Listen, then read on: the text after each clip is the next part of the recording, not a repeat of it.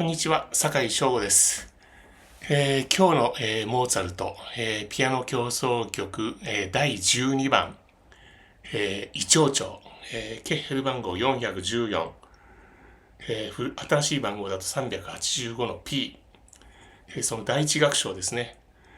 の第二主題だと思います。一応、解説書などには、これは第一楽章は競争風ソナタ形式。競争風っていうのは、競争曲などにあるような、要は、ソリストであるピアニストが出てくる前に、異長調で第一主題出して、そして第二主題は普通はそうしたら補長調かなんかになるんですけれども、そうならずに、第一主題と同じ、異長調のまま、ピアノに、つなげるために異長調のままにする、そういった競争曲風のその他形式の今日33小節目から50小節目、第2主題の方を扱います。これはですね、この曲は、この前回、前々回、10回、11回で紹介した11番、そしてこの12番、そしてこの13番、この次にやる13番、この3つはですね、モーツァルトが、なんでしょう、ウィーンに来て、まだ1年目、1年も経たないそこらの、25歳の若造ですよね。で、そこら辺で、いわゆる、後の世の人はモーツァルトはすごい人だとわかりますけれども、当時の人としては、若造が、ザルツブルクから来た田舎者が、要は、宮廷劇場を借り切ってコンサートを開くだって、簡単にはいかないんですよ。なんでしょう。かつてゲーム音楽がそのオーケストラとこうね、当時ピコピコと呼ばれてたような音楽が、オーケストラで演奏して、そして東京文化会館でやるってなると、とっても大変でした。東京文化会館を借りるには東京都の都知事の、当時は石原慎太郎さんだったと思いますけど、教育委員会を通して石原都知事のハンコをもらわないと使えないんですね。で、それを使うために、これはこういう意義があって、こういうような、っていうようなことを言って、東京文化会館の小屋を借りた、今からもう21年も前の話ですけれども、それと同じようにモーツァルトも、若造が、いわゆるブルク劇場、今も残ってますね、ブルク劇場、あれが当時の皇帝の、劇場だったんですけども、そこで演奏会をやろうとあってできないわけです。そしてモーツァルトどうしたかっていうと、いわゆる貴族の館とかレストラン、そこでピアノ協奏曲を弾いてチケットを自分で売ってってやると、それなりのそれなりのっていうか大人気ですよね、ウィーンではね。そうやって何十回とやったらしいんですね。そうやって細々と単発的に今度の来週のあそこでやるというと、もう、チケット売って人を集めて、でそうした時に会場によっては、いわゆるオーケストラが入らない。そうした時にどうするかというと、モーツァルトがピアノを弾いて、後ろに弦楽四重奏だけでも成り立つように書くと。これが11番、11番、12番、13番のピアノ協奏曲はそのようにして、どっちでも鳴らせるように、そしてブルーク劇場を借りれた時には、そこで、フルオーケストラで、木管もあり、弦も、何型かわかりませんけども、それなりの大人数で演奏させる。そういうどっちにも転がれるような、そういったものを作ってます。で、そのどっちにも転がれるようなっていうので、いつも思うんですけども、前ですね、杉山浩一さんと、あ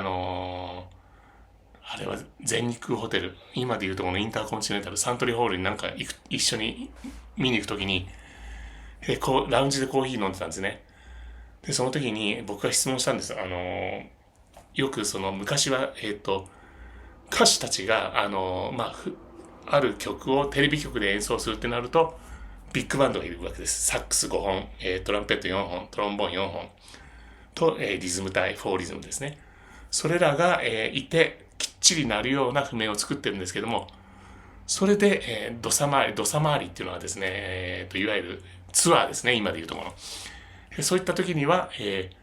その大所帯を連れて、行くとお金がとってもかかるんですね。そうしたらどうするかっていうと、9ピースって言いまして、さっき言ったサックス5本のうちのアルトサックス、テナーサックス、バリトンサックスの3本だけ連れていくんですね。で、トランペット4本のうちの1番だけ連れていくんです。トロンボーンの4本のうち、やはり1番だけ連れていく。そうするとサックスが1、2、3、そして、トロンボーン1番、トランペット1番、トロンボーン1番の5本と、フォーリズム、この9人で9ピース、こういったもので、土佐回り、いわゆるツアーをするんですね。そうすると、顎足枕っていうのは、顎っていうのは食事代ですね。要は、演奏家の食事代、お弁当代。足っていうのは交通費ですね。枕っていうのはホテル代。そういった顎足枕が、経費が下がるっていうことで、要は、なんでしょう。フルな編成でもでも対応できる。そして、そういった刈り込んだ、小さな編成でもきちんとなる。っていう譜面を書くらしいんですね。でそれを、昔はそうやって歌手たちの、バックバンドなんかはそうやって調整してた。その話を杉山先生とした時に話題になって、杉山先生はそういうようなことを書いたんですかっていう話をしたら、いや、僕はね、やったことないんだよ、あれ。あんなの書けないよ。っていうことを杉山先生が言いまして、杉山先生でも書けないんですかって言ったら、まあ、もう、のぶちんとかね、小野崎なら書けると思うけども、って言って、のぶちんっていうのは前田則夫さんのことなんですね。で、のぶちんとか、小野崎っていうのは小野崎康介さん。あそこら辺のクラスの譜面書きになると、そういったのはお手物のもんだけども、僕はそういったことはちょっとできないっていうことを言ってまして、やっぱりなんでしょう、少ない編成でもなるように、そして大きな編成でもなるように、どっちでも融通が利くように書くっていうのは難しいんですね。で、今日の、このピアノ協奏曲12番っていうのは、弦楽四重奏でもなるように、そしてフルオーケストラでもなるように、その両方を聞いてみたいと思うんですね。日曜日かな日曜日に上げた、音源の方ではフルの編成です。そして、木管がですね、どこだっけな半音階が出てくるんですね。その半音階の雰囲気っていうのは非常に何とも言えないものがありまして、それを再現して、弦だけで再現できるのかなと思うんですけども、44小節目に、D の音とチスの音、単2度のぶつかりが出てきます。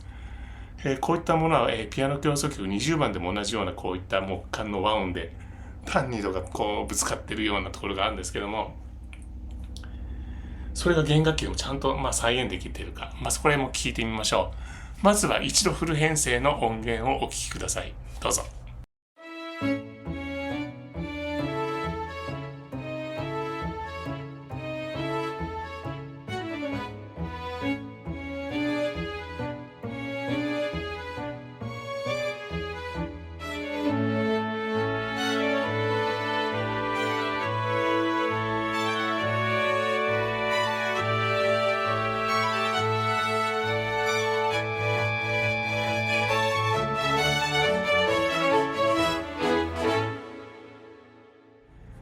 次に、弦楽四重奏、とピアノだけ。要はどっかのレストランとか貴族の館のところでやったような編成だとどうなるかっていうのを聞きましょう。で、これは、ナクソスとかああいったライブラリーなんかにも、結構売ってます。乗っかってます。ですので聞こうと思えば、ちゃんとプロの演奏家で、そういった弦楽四重奏とピアノだけのやつも聞くことができます。はい、ではそちらの弦楽四重奏版どうぞ。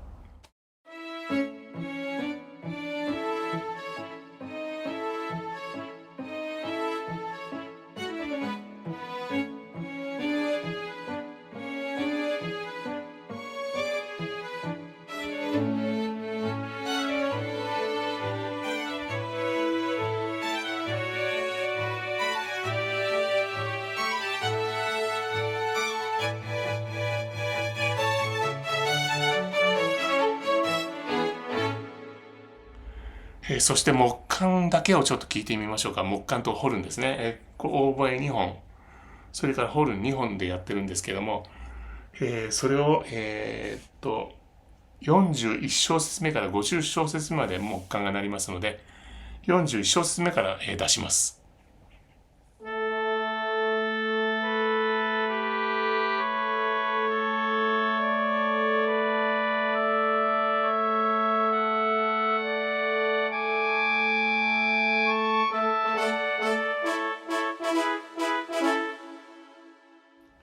44小節目の単2度のこの感じ、これが、ちゃんと弦の方でも、ちゃんと移し替えられている。弦楽四重奏だけになってもきちんとなっているっていうところが、ミソですね。この、その少ない編成の方がですね、正直言うと書くのは難しいんですね。こういうこと言うとなんですけども、オーケストラっていうのは、要は、一般の素人からすると、こんな段数のスコアをですね、書いて、さも難しそうに、大変そうに思うかもしれませんけども、室内楽よりもオーケストラの方がまだ、書きやすい。まあ、手間はいっぱいありますけども、段数がいっぱいありますからね。そういった手間はありますけども、鳴らし方としては、そっちの方が楽です。で、同様にこの少なくなった時、モーツァルトがそのレストランでやるような時に、弦楽四重奏とピアノだけになった時の方がむしろ難しいんですね。要は一人一人の責任が重大になりますし、一人一人の音がもう目立ってしまいますんで、それで目立つからといって、そうなんでしょう。もう一つね、ちょっと、